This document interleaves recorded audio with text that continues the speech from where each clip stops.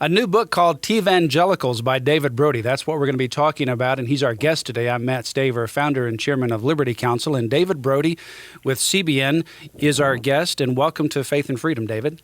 Matt, it's a pleasure to be with you. David, you have been long involved in Christian issues, working with CBN, and you've interviewed many, many people around the country and indeed even around the world. You've seen some of the new movements that have been coming within the Christian movements and Christian circles, and then also the so-called Tea Party. And you have written a book called TEAvangelicals. Tell us what the theme of your book is about. Well, it's really a look at the fact that there are so many conservative Christians involved in the Tea Party, and it's kind of a scratch-your-head moment for the mainstream media. They really don't get it. They think the Tea Party is a bunch of libertarians who are angry at everybody under the sun.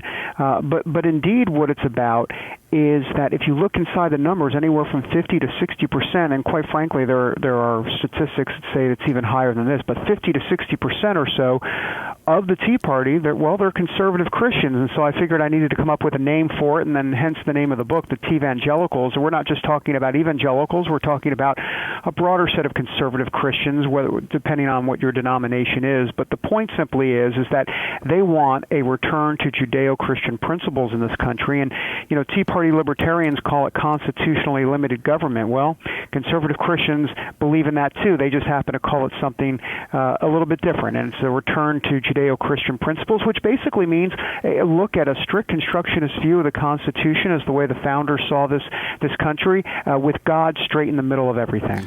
So a large number of these people that are part of the Tea Party movement are evangelicals. It seems to be, just anecdotally from my experience, that's true. Because when you go to some of these events and you speak about, say, for example, the sanctity of life or marriage, that gets the typical largest, loudest applause response from the audience. But they're not all evangelicals, correct? You have some here who are more libertarian in nature. Well, that's right. You actually look inside the movement, about 60% of the Tea Party considers themselves socially conservative, about 40% libertarian. So there's no doubt that social conservatives have the numbers. Conservative Christians have the numbers. I make the point in the book that if you, in essence, to use some evangelical language here, if you raptured all of the conservative Christians out of the Tea Party movement, you'd be lucky to have half a movement. And so, in essence, that's what we see going on right here in this country and really within the Tea Party. And I have to tell you, Matt, that if you actually see the Tea Party and what they stand for, it really is not just about Judeo-Christian principles, but it's about government getting way too big, too out of control, the nanny state, if you will, and God getting smaller. Maybe not necessarily in people's lives, though that's true to a degree as well, but really within the public arena. And President Obama has really accentuated what has happened here in this country and the Tea Party movement. What is the difference between someone who is a libertarian but maybe not a social conservative and an evangelical who is a social conservative? Well, the difference between the TEAvangelical as it relates to their social conservative brand, I would say there are a couple things. First of all, the life and marriage issues are extremely important to, obviously, evangelical Christians. But the important part here is that just because they're very important doesn't mean they want to co-opt the Tea Party movement with those issues. It doesn't mean they check those issues at the door, and it doesn't mean they're not just as passionate about it. But the last time I checked, social conservatives are also fiscal conservatives. And so the difference, in essence, between Tea Party libertarians and social conservatives run the gamut on a whole range of issues. But most importantly, it's just important to point out that the libertarians don't necessarily see God in the center of everything, which is, hence, I talk about Ayn Rand and some of their views towards her, and they really enjoy her writings, which, of course, conservative Christians really are appalled at a lot of her writings, and that's one of the sticking points between the two groups. Now, a social conservative in your book and in your research would be someone who not only believes in social conservative issues, life and marriage, but also fiscally conservative, and also someone who believes in strong national defense. Well, that's right, and honestly, Matt, if you look at how social issues and fiscal issues are very much one and the same, and they combine quite often. Just for example, Planned Parenthood. Look at this whole defunding issue of Planned Parenthood. A fiscal issue for sure in terms of defunding and not using taxpayer dollars for Planned Parenthood. At the same time, obviously, a major important social issue as it relates to abortion. We spent $112 billion on federal programs that go to unwed moms or to help with unwed moms and divorce in this country.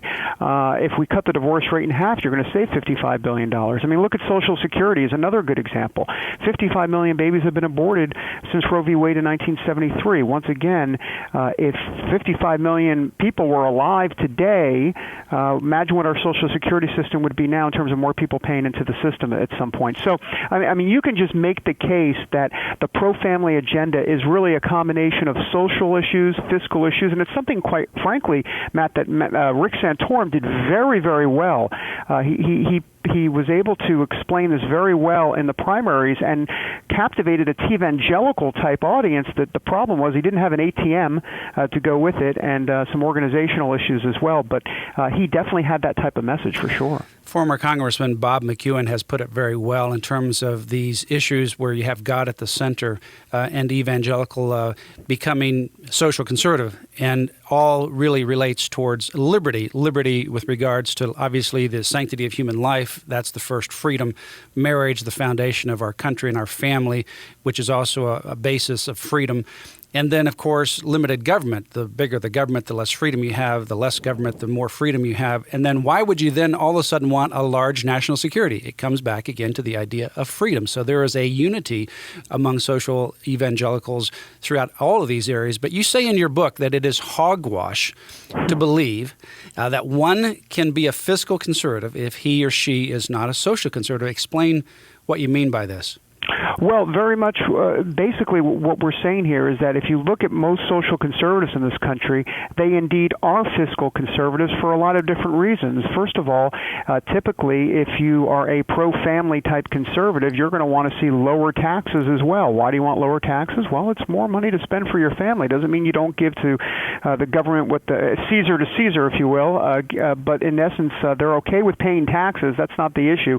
But the issue is that lower tax rates help the family. And you just go on and on. There's this idea of return to fiscal responsibility that I talk about in the book. And I have to tell you that, in the Bible and the way TEAvangelicals look at the world, it's all through a biblical worldview. So in Proverbs, it talks about how a good person leaves an inheritance to their children's children, and the borrower is a slave to the lender. And Jesus talks about building the tower. And why would you build a tower? And I'm paraphrasing here, but why would you build a tower if, in essence, you don't have the money to pay for it?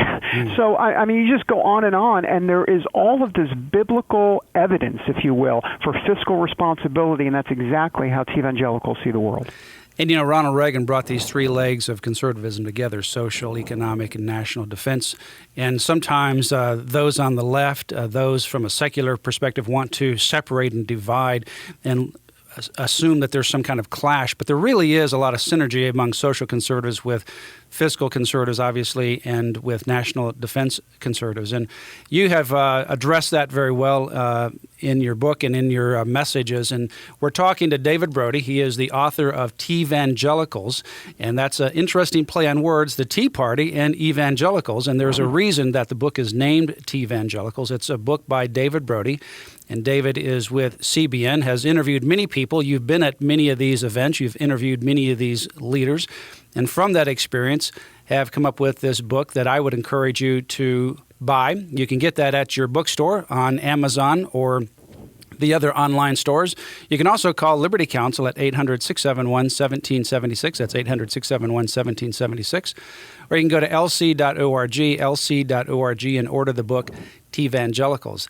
Go to lc.org and order the book TEAvangelicals. David, it has been a real pleasure to be here. In 30 seconds, what would be your parting words as to why someone should read this book? Well, where do I begin? They should read this book because as much as it's not necessarily a charge to go out and become a TEAvangelical, it's important that people do get involved and understand that it's time to put down the Doritos, if you will, nothing against Doritos, and get off the couch and look at exactly what's happening in this country. And TEAvangelicals play a critical role in the process, but they can only play a critical role if they actually mobilize and get ready and start the fight.